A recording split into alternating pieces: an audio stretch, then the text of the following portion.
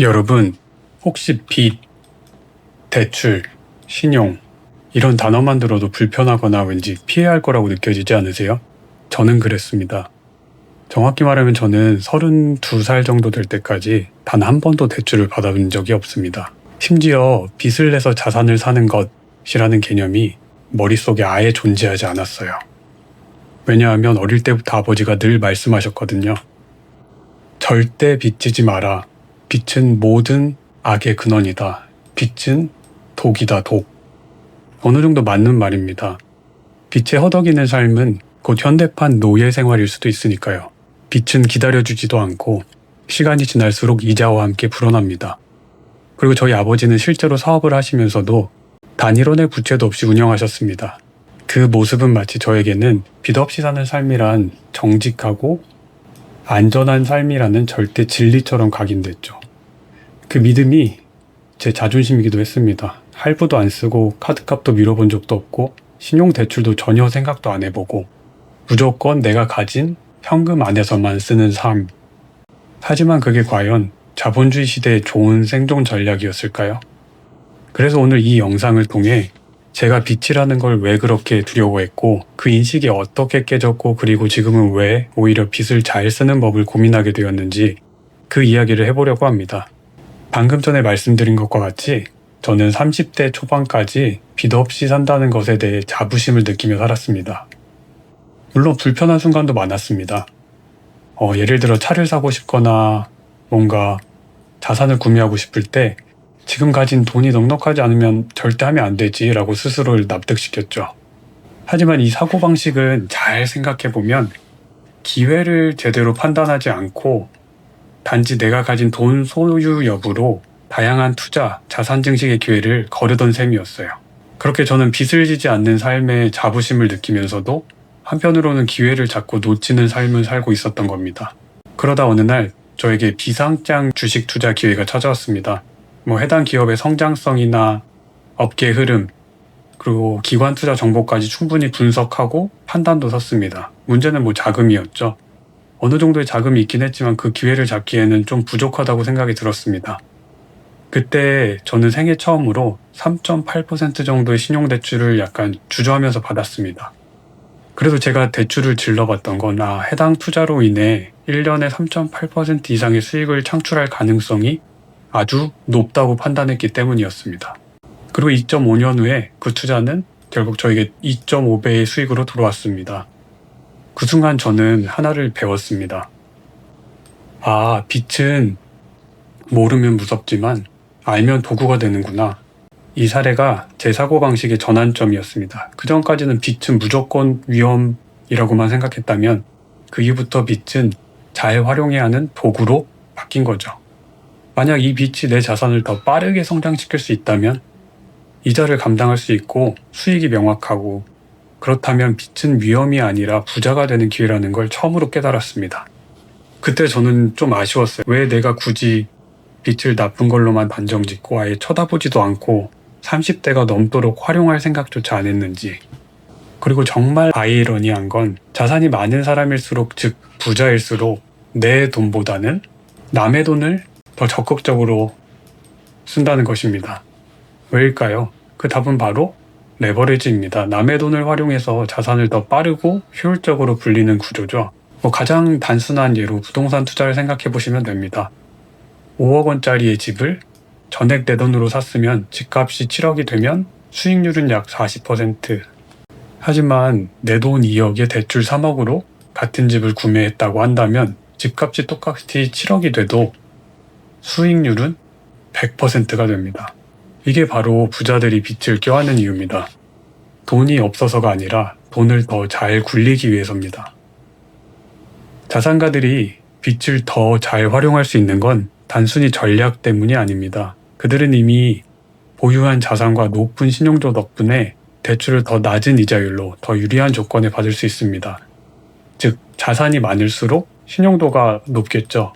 그리고 신용도가 높을수록 결국 대출이 더 쉽고 싸고 이 대출을 싼 값에 받아서 다시 자산을 구매하고 그 자산이 다시 대출이 가능하게 하는 담보가 되고 이 구조가 계속 돌면서 부의 선순환이 완성되는 겁니다. 그래서 자산가들은 돈이 필요할 때 이 자산을 절대로 매각하지 않습니다. 대신 그 자산을 담보로 대출을 일으켜서 현금을 확보하죠. 이렇게 하면 자산은 계속 보유하면서 자산 가치 상승의 열매도 놓치지 않고 싼 이자율로 현금을 쉽게 확보할 수 있습니다. 또 예시를 하나 더 들자면은 제 지인이 하나 있습니다. 월급 한 300 정도의 리볼빙과 카드론으로 2천만 원이 넘는 빚을 졌습니다. 그중 일부는 단순한 과소비였습니다. 명품, 술자리, 자동차 할부. 결국 감당이 안 돼 신용불량자 직전까지 갔고 30대 중반에 신용회복 절차를 밟으면서 0에서 다시 시작했죠. 반면에 이 또 다른 지인 한 명은 3% 금리에 1억 원에 가까운 대출을 받아서 2억 원짜리 소형 상가를 몇 년 전에 매입했습니다. 매달 90만 원 정도의 월세 수익이 들어와서 이자 비용을 제외하고도 현금이 남았고 상가 가격은 4년 만에 2배로 상승했습니다. 같은 빚이지만 하나는 인생을 거의 망가뜨렸고 하나는 인생을 바꿔가고 있습니다. 결국 제가 말씀드리려는 핵심은 빚 자체가 나쁜 게 아니라는 것입니다. 그리고 이걸 꼭 깨달으셔야 한다는 것입니다. 진짜 위험한 건 컨트롤할 수 없는 빚이거나 계획 없이 감정적으로 쓴 빚 또는 수익 창출이 아닌 소비에 쓴 빚이라고 생각합니다. 부자 아빠 가난 아빠라는 책으로 유명한 로버트 기요사키는 이를 좋은 빚 그리고 나쁜 빚으로 명확하게 구분합니다. 좋은 빚은 부동산이나 사업처럼 현금 흐름을 만들어내는 자산을 사기 위해 사용하는 빚입니다. 즉, 내 대신 돈을 벌어주는 자산을 사기 위해 빚을 활용하는 것이죠. 반면에 나쁜 빚은 자동차나 명품, 할부 쇼핑처럼 감가상각만 발생하는 소비재를 사기 위한 빚으로 결국 내 주머니에서 돈을 계속 빼가는 지출입니다. 수익을 창출하지 못하고 오히려 시간과 함께 커지는 부채입니다. 기요사키 본인도 부자가 되는 길에서 상업용 부동산을 아주 많이 구매했었는데요. 그때 자기 자본보다 대출을 적극적으로 활용해서 세입자의 월세로 이자를 갚고도 현금 흐름을 남기는 구조를 만들었습니다. 따라서 유망한 자산을 위한 계획된 빚이라면 절대 안 할 이유가 없습니다. 오히려 안 하는 게 바보가 되는 거겠죠. 이게 처음엔 이해가 어려울 수 있지만 많은 자산가들이 빚을 전략적으로 활용해서 자산을 빠르게 키웁니다. 그들은 이자보다 높은 수익률을 기대할 수 있는 자산에 투자하기 위해 자기 돈 대신 남의 돈을 사용합니다. 이를 통해 자본 이상의 레버리지를 얻고 평범한 사람은 접근하기 어려운 기회까지 폭착할 수 있죠. 건물 살 연예인이나 기업가 분들이 7, 80% 많게는 90%까지 대출을 활용하는 것을 생각해 보시면 됩니다. 또한 일부 대출이자는 세금 공제 대상이기 때문에 빚은 단순한 자금 조달이 아닌 자산 증식과 절세 전략의 핵심 도구가 됩니다. 결국 잘 관리된 빚은 경제적 자유를 앞당기는 핵심 수단이라는 사실을 기억하셔야 됩니다. 여기서 그럼 저도 빚이 있고 대다수의 여러분도 빚이 있으실 텐데요. 현재 가지고 있는 빚이 건강한 빚인지 한번 체크 한번 해보시죠. 5가지 질문입니다. 이 빚은 현금 흐름을 만들어내고 있나요? 이 빚으로 인해 자산 가치가 늘어나고 있나요? 상환 계획이 명확히 수립되어 있나요? 예상치 못한 위기에도 감당 가능한 수준인가요? 이 빚은 단기 욕망을 위한 소비였나요? 아니면 장기 전략을 위한 투자였나요?